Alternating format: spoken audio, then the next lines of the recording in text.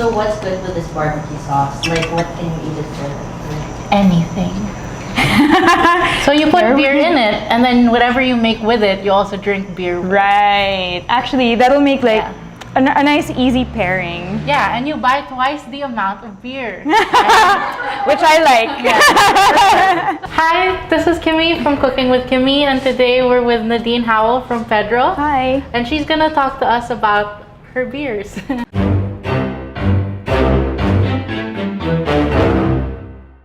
Yeah, so I brought some beer today, and we're gonna be cooking with it, which I'm super excited about.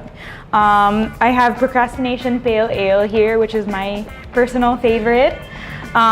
This is probably the second beer that ever came out of the brewery, and yeah, it's a nice, slightly bitter beer, so it's gonna be interesting. Have you ever cooked with this beer before? I actually have. I've used it in stew, but I think the trick with beer, I find, is if you use too much, it starts to taste like beer, and you don't want your food to taste a whole lot like beer. Just, you know, just a little bit. Have you? Have you I've ever? cooked with beer sometimes. Okay. That's all. Probably like fish and chips. Yeah, so the usual, but today we're gonna be making something a little bit different. Okay. So with the beer today, we're gonna be making a beer-based barbecue sauce, which is something that's a little different, but still not scary. Yeah. Not intimidating at all. And then instead of like beer-battered fish and chips, which you see all the time, we're gonna do kind of the same thing, but with mozzarella sticks. Ooh, awesome. Beer and cheese go really well together, so yeah. So for the first part of our recipe today, we'll be making like a beer barbecue sauce. So it starts out like a regular barbecue sauce. We'll have our tomato base, our spices, and our sugars, but we'll be adding the Procrastination Pale Ale. So what makes this different from all your other beers? Well, compared to, let's say, the Endless Summer Wheat Ale or the Elementary English Ale, this one is a lot more hop forward. So you will get those nice, herby, even maybe fruity flavors that you would get from hops. So that highlights that really well. That's why I love this beer so much. Great. Yay, let's start cooking with it. All right. So we have all our ingredients out here. We'll just turn the heat on to like medium. So we'll start with the ketchup first. We'll put that inside. This is a super easy recipe. You kind of just dump everything in. So like anyone can do this. And then we have some brown sugar. So this will help kind of tame the acidity of the tomatoes and then also go well with the beer. Like you mentioned before, like you don't want it to be too beer forward, but you want to taste it. So the sugar and then the acid will help balance that out. You kind of just mix it together. Okay. And then we'll do the vinegar next. This is red wine vinegar, but you can use any vinegar you want, something mild. Okay. And then we'll do our spices. This is just salt and garlic powder and cayenne pepper. So depending on how spicy you like your food, you can add all or a bit of the cayenne pepper or just leave it out. I'm putting all of it. I am wearing my hot sauce shirt. Okay, so. perfect. And you're just gonna mix it all together until you kind of like lose the lumps. So when it starts getting hot, there's no other word really. You can pour in. We'll do about a half a cup of beer. Okay. So not eyeball all. it. Yeah, just eyeball it. Or measure it out any. But like about half of the bottle. And it will start to bubble, so you can just stir as you go. Oh, it smells so good. It does smell really good. Here. Good job, Kimmy! I'm excited. It's the beer that smells good. So you kind of just cook this out. Again, like how you would use any other alcohol. So you want to cook out the flavor a bit, but then concentrate it also a little. Right. So you'll just wait for it to reduce about 3/4 to a half of your starting amount. And then you have barbecue sauce. Yeah. You add like other spices to it? Yeah, so your basic barbecue sauce is like garlic powder, chili powder, and then like whatever you want. Like the liberties come after that. Yeah, like I can totally imagine a little clove in here or something. Yeah. So whatever you want to add after that, I mean, it's fun. So put whatever you think will taste good or whatever matches your food. I think we good. Yeah, it looks great. So we'll just show the sauce like this. So as you can see, like the texture, it's much thicker. It coats the back of the spoon. Right. I touch it to show you, but it's hot. So as it cools down, it will get a little bit thicker, and then you can just rest it. You can bottle it, whatever, do that stuff. And then we'll do the mozzarella sticks next. Yay! So the second part of our recipe, which we'll also use beer in, is our beer-battered mozzarella sticks. It's kind of a combination between like two different breading methods. So there's beer batter, which is like a wet batter, and then like breadcrumbs. Normally you kind of do either or. Okay. But then this way you get like really crispy sticks. Really crispy mozzarella sticks, Right. but with also like the slightly chewy but still crispy like beer batter. So we'll do that. First we'll heat the oil so that it gets hot. How do you how do you normally test the oil? Like, how do you know? Is there a way that you can test it? Yeah, there is a enough at way. home? If you can see the oil, it's starting to ripple. Okay. So that means you're almost there. You can always drop in like a breadcrumb or something. We'll probably do that later because it's not really hot yet. Okay. But also a thermometer. Thermometers are best. 375 on Fahrenheit? the thermometer. Yes. Fahrenheit? Okay. 375 Just Fahrenheit. checking. You want the oil to be really hot because you don't really, the point of frying it is to get the outside really crispy really fast. Right. You don't really want anything inside to cook through or the cheese to leak out.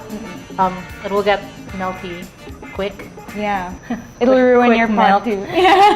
No, this is mozzarella. Okay. Yeah, I was gonna ask what cheese we were using today. Yeah, so we're using mozzarella cheese. It has like a milder flavor. And it stretches more. I feel like half the fun of a mozzarella stick is how far we can stretch it. Totally. We'll do that later. Yeah. For kicks. Ooh, exciting. Yeah, but we'll start with the batter first. All right. Great. So first, I have a cup of flour in the center bowl, in the clear bowl. Okay. You're gonna add a half a teaspoon of baking powder, which should be right beside it. Okay. And salt. And then you kind of just whisk it together. And then you'll also add about a cup of beer. So you kind of want to whisk while you pour, Okay. just to avoid lumpage. It will be kind of a thick batter, which is fine for this application because you don't want, again, like you don't want it, the oil to leak through. Right. So a thicker batter is fine here. Then you kind of just whisk it together and then adjust as you see fit. Should kind of be the consistency of like a thick pancake batter. And the beer is really getting some nice air pockets in the batter so too. bubbly, Yeah. which is not a technical term, but it's what I decided to use. Did you sub in any other cheese? Well, mozzarella is best for like melting properties and just for like your The stretch usual factor. Yeah, I think like if you use something like a cheddar, it'll be too heavy and claggy. Right. Like you know when the thing sticks at the roof of your mouth, like that with batter, not really Right. that great. Is that what flag is? Yeah, like it sticks, you know. Claggy. Claggy? Yeah. Claggy. Again, not a technical term. Oh, okay. Something about the chemical makeup of beer that makes it good for using batter. I think it's yeah. the carbonation. Yeah. Yeah. I mean, it's the same way you would use like soda water. Anything bubbly and anything really with alcohol evaporates faster than water. So when you're frying, you want it to get light and crispy as fast as possible. So in the heat, anything carbonated will kind of disappear before like water does. So you don't have to fry it for as long and you get like a crispier end result. Ah, science. What are the kinds of foods that beer usually pairs well with? Oh man, beer pairs well with everything really. That's actually the beauty of beer. You can get really geeky with it, or as straightforward with it as you want, really. But typically, fried food, pizza, greasy things go well with beer because it just cuts through those Perfect. flavors. I so. only eat those things. Yeah. So we'll start with the mozzarella sticks. So these have been in the fridge. You can actually freeze them for like 5 to 10 minutes just so that they don't fall apart when you're frying them in the oil. So what we can do is like get a couple. So I'll get 3. You can grab 3 too. So we'll start it in the flour. Okay. Before a wet batter, you always want to do something dry, like flour. Because people always say, she's pronouncing it wrong. I say flour. Thank you. Yeah. So that the wet batter has something to stick to. So not so much, just tap out the excess and then just dip it in the wet batter. Okay. And then with your clean hand, if you have one, I don't have one, you just dip it in the beer batter and then just let the excess fall off. Okay. As well. And then you put it in the breadcrumbs. So let's just do that with all 3 and then we can start frying. I think, correct me if I'm wrong, but I think the batter might even protect the cheese a little bit more from oozing when you're frying because it. if you just use straight up breadcrumbs, there's obviously lots of like crevices where the oil can go inside. This is like double insurance.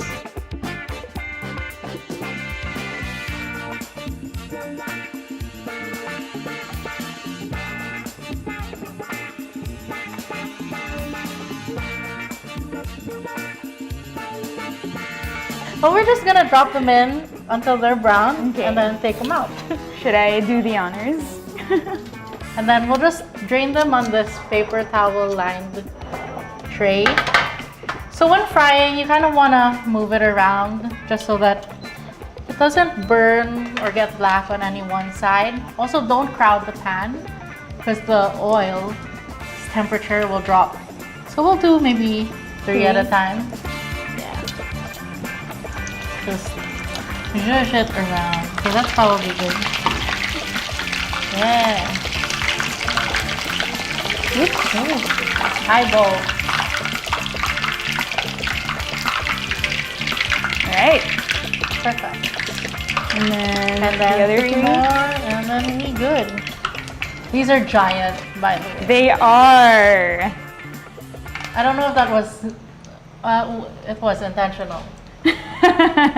Yeah, they do kind of want to stick to the bottom of the pan when you first drop them in. Yeah, that's why I kind of just move them around so that they don't get dark. Actually, once they come out of the oil, you can salt them. Oh yeah. Salt them and season them while they're hot so that the seasoning sticks.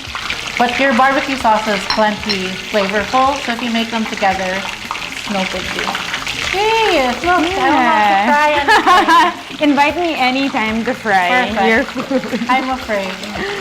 Yeah, this takes, what, about a minute? Yeah, or less. So really just the outside. Yeah. Just off the heat, turn the heat off, and then just let the mozzarella sticks drain for a bit. And then we'll just start plating up. Hey! Yay! Ooh. We will serve up the barbecue sauce.